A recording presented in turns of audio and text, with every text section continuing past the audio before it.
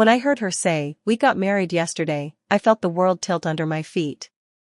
Those words echoed in the kitchen long after she had left.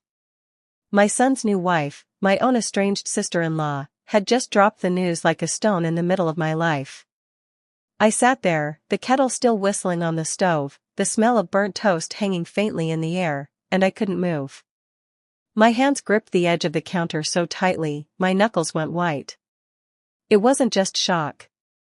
It was betrayal, confusion, and an old, buried hurt that I hadn't even known I was still carrying. She smiled at me as she spoke, all sweet warmth and charm, and yet, it felt like she was holding a dagger behind her back. I wanted to scream, to collapse, to cry, but all I could do was sit there in stunned silence, listening to the clock tick in the empty apartment. For years, I had imagined this moment in my mind, but never like this. I had pictured an apology, a secret revealed with hesitation, maybe even tears. Never this bold, audacious declaration, delivered as if it were the most ordinary thing in the world. I closed my eyes and tried to remember my son, the boy I raised with care, the one who used to call me at night because he had a bad dream. Could he really have done this? Could he have married her, my sister-in-law, the one I hadn't seen in over a decade, without even telling me? Life had been quiet before this. My morning started early, the sun barely peeking over the horizon as I brewed my coffee and read the newspaper at the kitchen table. My son, Daniel, would usually come down for breakfast, laughing as he teased me about my stubborn ways. We had always been close, closer than I sometimes wanted. There was trust there, the kind built slowly, brick by brick, over years of scraped knees and whispered secrets. My daughter-in-law, Samantha, had only been in our lives in passing before this day. She and I never really bonded, not the way mothers and daughters-in-law often do.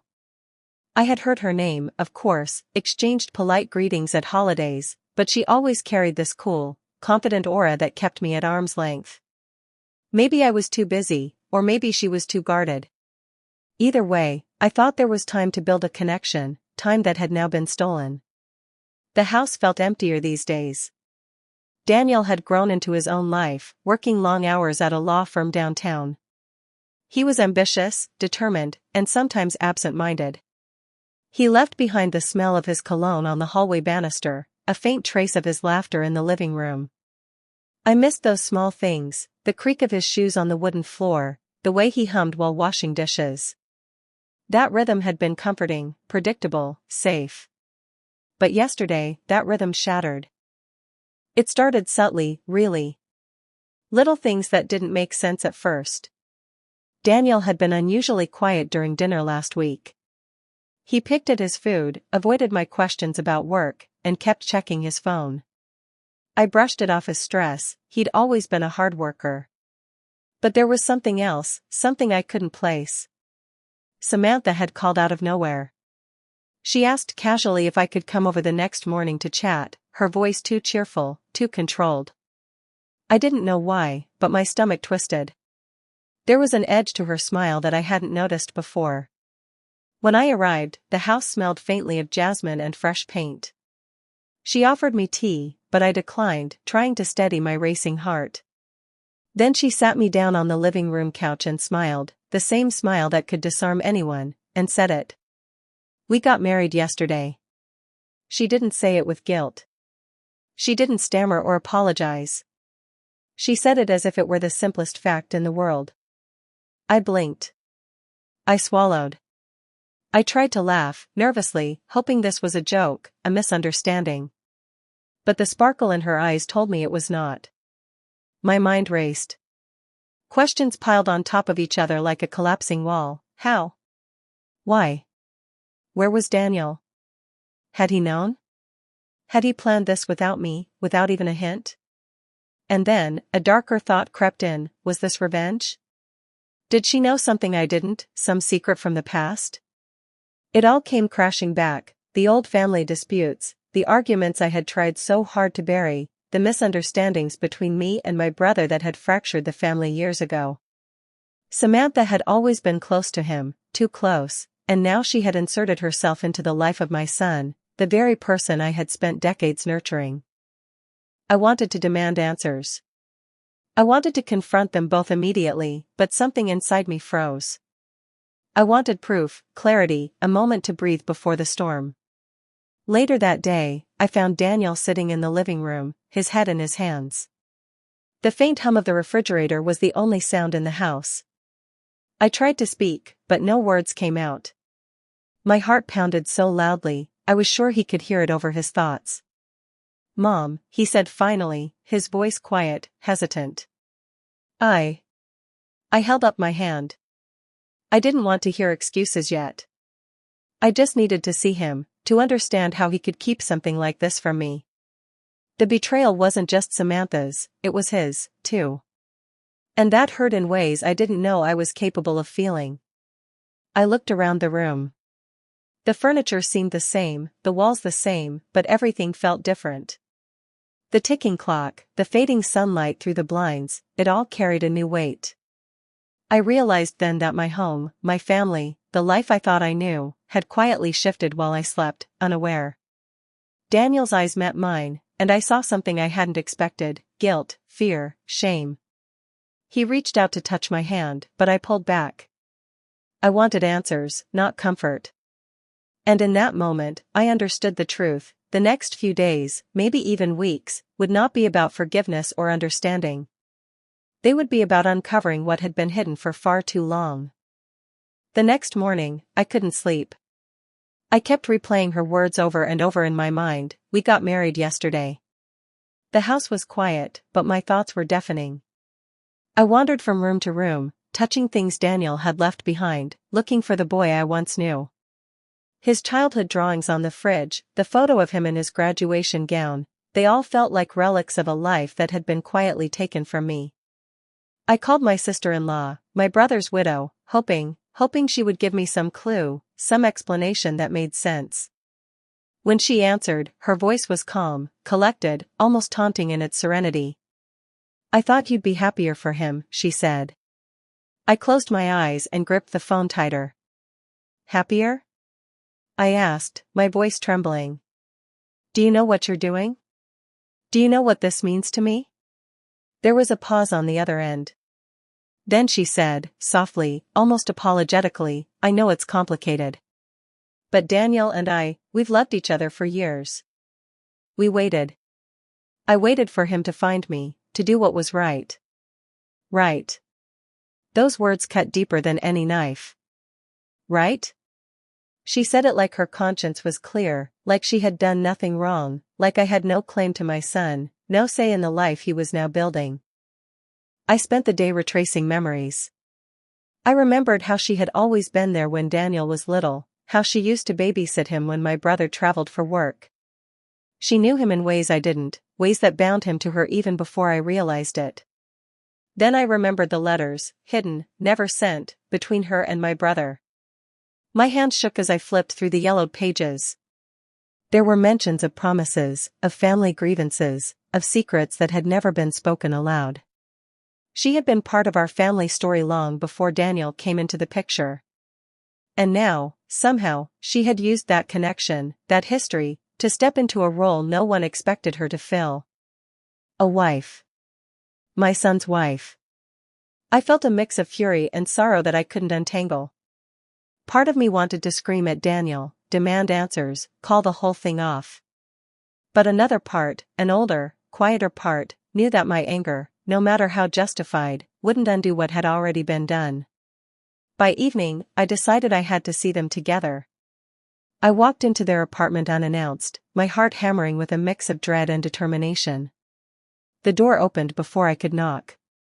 There they were, Daniel in a shirt he had slept in, Samantha standing beside him with that same serene, confident smile. "Mom," Daniel said, stepping forward, "I didn't expect you so early." "I didn't come to chat about timing," I said, my voice steadier than I felt. "I came to understand." Samantha tilted her head, studying me. "Understand what?" "How you did this," I said, my voice rising just slightly, "how you married him without telling me, without even letting me know." She let out a soft sigh. "I did what I had to do. You weren't around. You left. And I waited." I shook my head, stunned. Waited? You mean, you schemed, manipulated, and took my son from me? Daniel's hands twitched. Mom. No, I interrupted. Not a word. I need to hear this from her. Samantha's eyes softened, and for a brief moment, I almost believed her sincerity. But then she said the words that made my stomach drop. I loved him. And I think he loved me too. You can't undo that. Her calm certainty was suffocating. She wasn't apologetic. She wasn't hesitant. She was right, in her mind, and I was suddenly the villain for even questioning it. I left that night feeling hollow. My son was right behind me, but I couldn't face him. Not yet. I needed clarity. I needed to understand why my family, the life I had built, had been so easily infiltrated. Over the next few days, I started uncovering pieces of their plan, hidden emails, whispered conversations I hadn't noticed, small signs that should have warned me. Daniel and Samantha had been meeting in secret for months, slowly weaving their lives together. Every shared laugh, every whispered plan, every seemingly casual decision was part of a tapestry I hadn't even seen being stitched. And yet, even as the betrayal sank in, I couldn't shake a strange pang of sadness for my son. He had grown into his desires, into a life I didn't understand, but perhaps one he truly wanted. The conflict inside me was unbearable. I wanted to rage, to retreat, to protect him from her influence. But I also wanted to protect him from losing his own heart. Then came the dinner. I couldn't avoid it. They had invited me, carefully, thoughtfully, almost mockingly, to meet as a family. The table was set perfectly, white linens, polished silverware, the faint aroma of roasted chicken and herbs. Everything was calm. Everything was staged. And yet, I could feel the tension. Every glance, every half-smile, every polite "how are you" carried a weight. Daniel reached for my hand at one point, and I flinched, not from him, but from the reality of what we had become. Samantha leaned over, her voice soft. I know this isn't easy. I want you to see that I care, that we care. I wanted to throw the tablecloth over her, to tell her she didn't deserve my son, didn't deserve our family. But I didn't. I held my tongue, drank my wine, and smiled politely while inside, the storm raged. That night, lying awake in my old bedroom, I realized the next step had to be deliberate. This wasn't about anger anymore. It was about truth. And I was going to uncover every hidden truth, no matter how painful. The next morning, I couldn't shake the feeling that there were more pieces to this puzzle. Every interaction with Samantha felt rehearsed, like she had anticipated my reaction down to the trembling in my hands. I knew then that this marriage hadn't just happened overnight, it had been meticulously planned. I decided to go through Daniel's study, the place he had always kept private. Normally, I would never have done this. But desperation has a way of eroding principles you thought unshakable. I rifled through papers, bills, and folders, trying to find some evidence, anything that could explain what had driven my son and Samantha to keep this secret from me. And then I found it, a stack of letters, unopened, all addressed to my brother. My hand shook as I unfolded the first one. The words inside weren't just about trivial family matters, they revealed a web of old grudges, unspoken promises, and a love that had been simmering beneath the surface for years.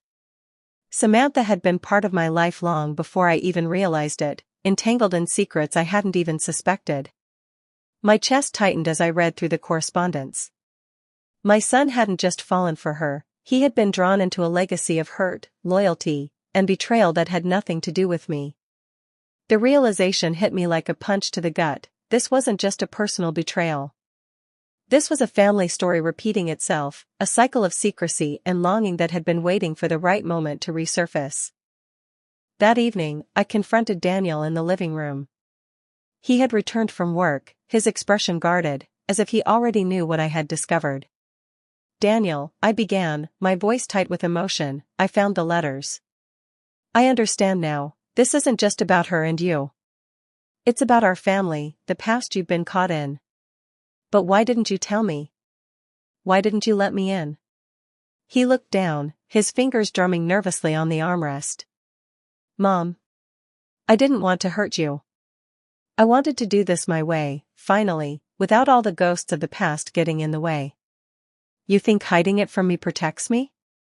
I asked, incredulous. You think secrecy and deception are love's proof? He flinched but didn't speak. And in that silence, I realized something profound. My son was no longer the boy I had raised. He had grown into a man with desires, with choices, with an independence that I could neither control nor undo. Over the next few days, I tried to bridge the gap between us, but the tension was palpable. Every dinner, every conversation, carried a weight that had never existed before. My son's eyes darted to Samantha for reassurance, while I felt invisible, like a spectator in my own family's story. One afternoon, I received a message from my brother's old friend, someone who had remained in touch over the years. They shared memories I had long forgotten, moments of closeness between Samantha and my brother, moments that explained her loyalty and persistence. It all started to make sense, in a way that was both comforting and devastating. She hadn't married my son out of malice. She had married him because, in her mind, it was the culmination of years of waiting, a promise kept in her own way. And yet, the secrecy, the timing, the betrayal, it all hurt. It hurt more than I had words for. I realized I had to respond, but not with anger. I needed clarity, justice, and above all, understanding. I began documenting everything, the letters, the conversations, the inconsistencies. I wasn't planning to punish them, I was planning to protect myself, to reclaim the narrative of my life before it slipped entirely into someone else's story. I confronted Samantha one evening, gently but firmly. I know why you did this, I said, and I understand your intentions. But you must understand mine. I will not be erased from my son's life, from this family. We need boundaries, honesty, and respect moving forward. She looked at me for a long moment, her eyes softening. I never meant to erase you, she whispered. I only wanted to be part of his life, ours, without all the hurt from the past interfering. For the first time since the news broke, I saw vulnerability in her. She wasn't invincible. She was human. She was capable of error, and perhaps, of redemption. Eventually, the truth of their secret marriage began to ripple outward. Family gatherings became tense, whispers followed us in our community, and old friends and relatives expressed shock, disbelief, and, in some cases, disappointment. But I remained composed, choosing dignity over drama. I watched as Samantha faced scrutiny, not with anger, but with quiet grace. She had done wrong, but she hadn't done evil. My son, too, learned the weight of his choices and began to understand how his actions affected others. The public consequence wasn't about punishment, it was about accountability, about recognizing the web of influence our decisions have on those we love. Days turned into weeks, and slowly, the storm of emotions began to calm. The house felt less like a battlefield and more like a space where conversations could happen, though tentatively, cautiously, with wounds still raw beneath polite smiles. I spent a lot of time alone, reflecting on what had happened. At first, I was angry, so very angry that my own son had hidden his life from me, that Samantha had inserted herself into a place she didn't belong. But anger, I realized, was a luxury I could no longer afford. It clouded my judgment, made my nights sleepless, and my days heavy. I needed clarity. I needed peace. I began to understand that forgiveness isn't about excusing what happened. It's about accepting reality, finding calm amid chaos, and deciding how to move forward without bitterness. Samantha wasn't my enemy, not truly. She was a woman shaped by her own past, her own loves and losses. And Daniel, my son, was a man making choices, however flawed, based on his heart and history. We began small. A shared meal without tension. A conversation about household responsibilities. A laugh over a memory from Daniel's childhood. It was awkward at first, stilted, but it was real. And sometimes, reality is all the foundation you need to rebuild trust. The most important lesson came when I set boundaries, not as a punishment, but as a guide for how I could protect my heart and our family's integrity. I made it clear that secrecy would no longer be tolerated. If we were to live together, celebrate birthdays, or share holidays, honesty had to be the first rule. Samantha, surprisingly, accepted this without resistance. She wanted to be part of our lives, and in order to do so, she had to meet us halfway. My son, too, learned to communicate more openly, to consider the consequences of hiding his life from the people who loved him most. There were setbacks, of course. Days when old resentments flared, when a glance or a word felt like a jab. But slowly, layer by layer, the family fabric began to repair itself. Not perfectly, not without scars, but authentically. One morning, as I brewed coffee, Daniel brought me a small bouquet of daisies. "For you," he said, his eyes earnest. "I know I've hurt you, and I'm trying to make things right." I smiled, tears pricking at the corners of my eyes. "It's not easy," I said softly. "But we're learning." And that was the key word, learning. Healing wasn't about forgetting, nor was it about pretending the betrayal hadn't happened. Healing was about understanding, compassion, and the courage to move forward. Samantha joined us, timidly at first, and placed a hand on my shoulder. "I hope we can be more than polite strangers," she said. "I hope we can be family." For a moment, I stared at her, the woman who had once felt like an intruder, and saw someone who, like me, was just trying to find her place in the world. I nodded, allowing the warmth of that possibility to settle in. I realized that life rarely unfolds the way we imagine. People we love may hurt us, betray us, or act in ways we cannot predict. But the measure of our character isn't in avoiding pain, it's in how we respond to it. I had two choices: retreat into bitterness and resentment, or step forward with grace and patience. I chose grace. I chose patience. And I learned that love isn't always about control or certainty, sometimes it's about surrender, trust, and the quiet act of letting someone else exist fully, even when their choices confuse or hurt us. The secret marriage that had shaken the foundation of my family became, over time, a catalyst for growth. It forced me to confront old wounds, understand hidden truths, and, ultimately, redefine what family meant for me. Sitting here now, recounting these events, I still feel a pang of hurt. But it is tempered with understanding, with the gentle recognition that life is messy, unpredictable, and often beyond our control. We do the best we can with the knowledge we have and the love we carry. Would you have reacted the way I did? Would you have found a way to forgive, to set boundaries, and to heal, even when betrayal struck so close to home? I know it's not easy, but sometimes, the hardest journeys bring the greatest clarity. And if my story touches even one of you, if it gives hope or perspective, then sharing it has been worth every tear, every sleepless night, and every moment of uncertainty. Now, looking back on everything, I see the journey not as a tragedy, but as a lesson in resilience. Life has a way of testing us in ways we never expect, sometimes through betrayal, sometimes through secrets we didn't know existed. But even in those moments, there is a chance for growth, understanding, and even forgiveness. I've learned that love isn't always simple. It isn't neat, predictable, or fair. Sometimes the people we raise, the people we love, will make choices that hurt us deeply. And yet, even when those choices shake us to our core, we have a choice too, to allow anger and resentment to fester, or to seek clarity, understanding, and peace. Samantha is now part of our family, not perfectly, not without caution, but genuinely. Daniel has grown in ways I hadn't anticipated, learning the weight of his actions and the importance of honesty. And I, too, have grown.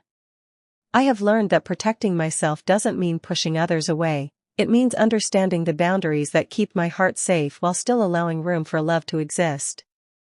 Sometimes, the hardest lessons come from the people we least expect, from circumstances we cannot control. But even betrayal carries a mirror, it reflects the truths we might have ignored, the hidden wounds we've carried, and the resilience we didn't know we had.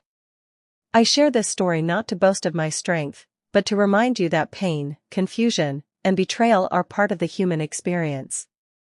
How we respond to them shapes our lives, our families, and our sense of self. So I ask you, dear listener, if someone you loved made a choice that hurt you deeply, would you hold on to anger, or would you find a way to understand, forgive, and rebuild? Would you protect your heart while still allowing love to grow? Life doesn't come with easy answers.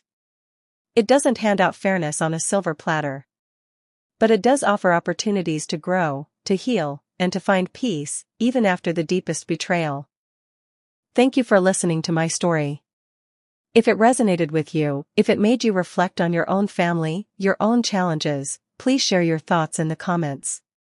Your stories, your reflections, they matter, because we all learn from one another, even in the pain.